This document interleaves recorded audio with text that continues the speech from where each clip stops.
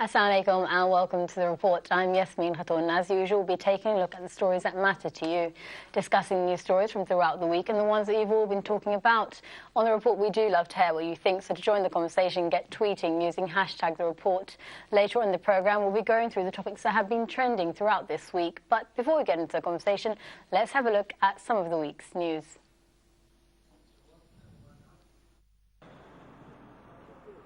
Turkish Prime Minister Tayyip Erdogan has described the leaking of a recording of top security officials discussing possible military operations in Syria as villainous.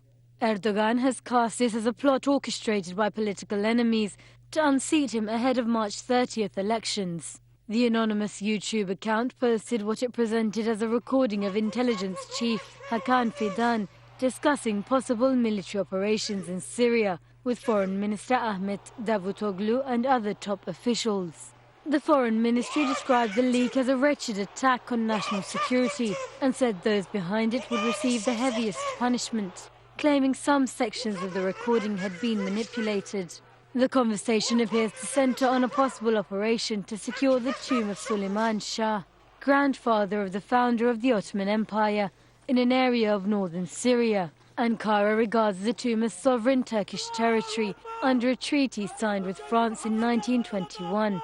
About 24 Turkish Special Forces soldiers permanently guard it.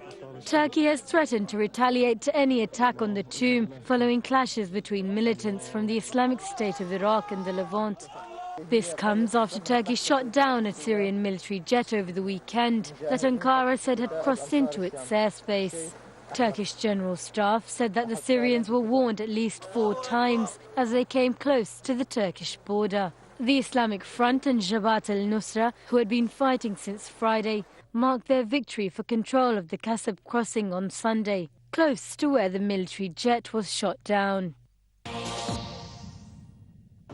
Arab leaders at loggerheads over numerous issues, including Egypt and Syria, pledged at the end of a 2-day summit in Kuwait to work to end their divisions. Despite earlier suggestions that the discord could mean the summit would take the rare step of not issuing a final communique, Secretary General Nabil El-Arabi said the meeting had gone well. 3 weeks ago, Saudi Arabia, the United Arab Emirates and Bahrain recalled their ambassadors from Qatar, accusing it of failing to abide by an accord not to interfere in fellow Arab states' internal affairs. Officials said the spat was over Qatar's support of Egypt's Muslim Brotherhood, which was removed from power in a military coup last year. Arab states have also been at odds over the civil war in Syria, with most countries supporting rebels battling to overthrow President Bashar al-Assad. Iraq, Algeria and Lebanon are amongst those who oppose support for the rebels. Kuwait's Foreign Minister Sheikh Sabah al-Khalid al-Sabah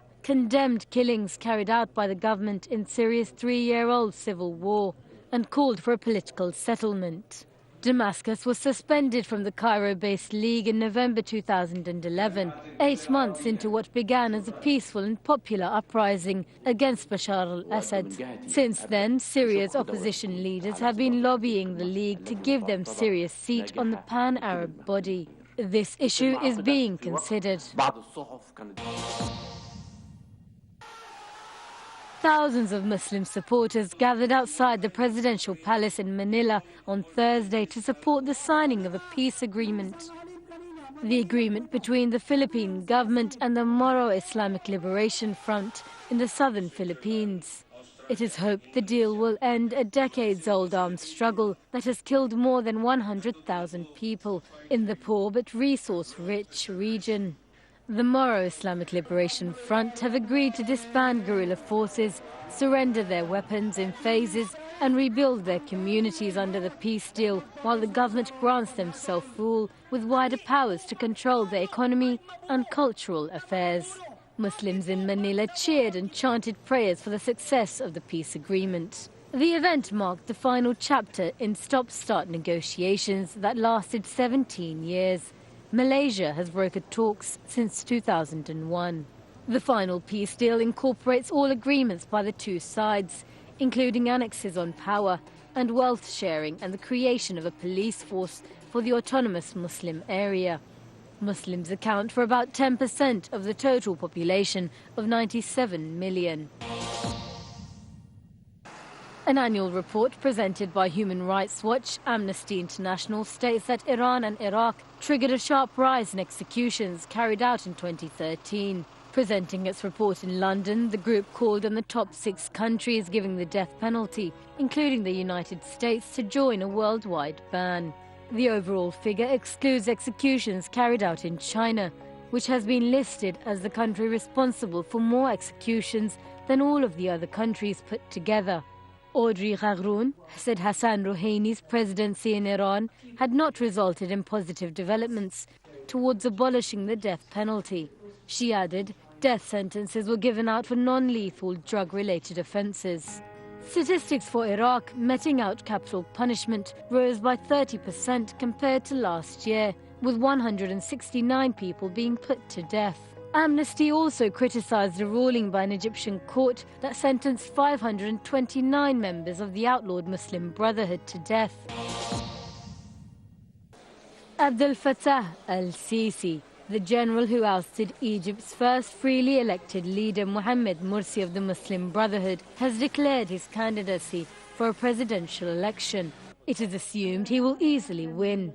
Sisi toppled Mohammed Morsi of the Muslim Brotherhood last July in a military coup, which then led to the persecution of Muslim Brotherhood activists and leaders.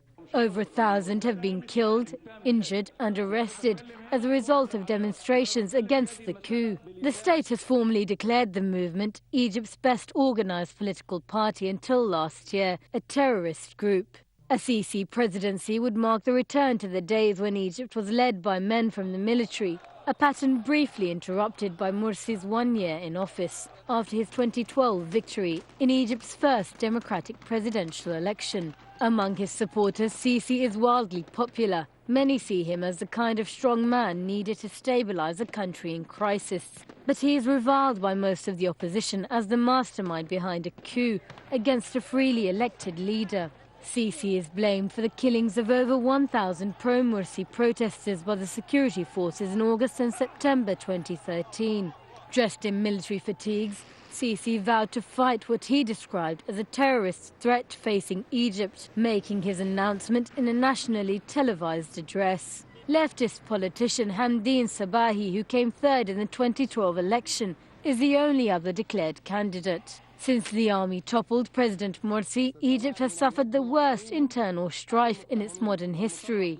Sisi has had to resign his posts of army chief and minister of defense in order to contest in the election. General Sedki Sobhi has been sworn in as the military chief. The announcement came amid protests ignited by a court's decision to sentence 529 members of the Muslim Brotherhood to death on Monday. The court sentenced the defendants, many of them in absentia, for the killing of a police officer in August 2013, during the unrest that followed a crackdown on Brotherhood protesters. Almost the entire leadership of the Muslim Brotherhood is also in jail. One of the major criticisms of the verdict stems from the relatively sympathetic treatment of ousted President Mubarak and officials from his regime under the same legal system.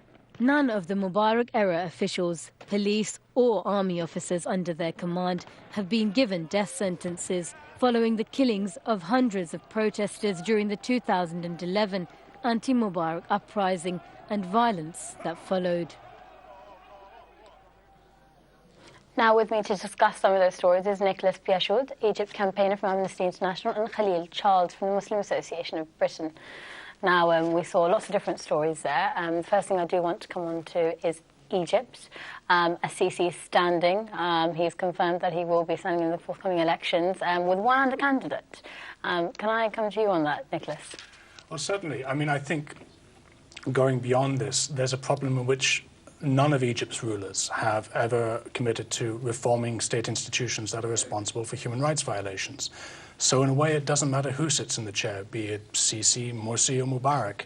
Each government since the 2011 uprising has failed to put in place the reforms needed to guarantee basic freedoms and to deliver on the economic demands of people who felt marginalized under the 30 years of oppression under Hosni Mubarak. I think the real question is whether Sisi will commit to delivering human rights reforms and returning Egypt to the rule of law.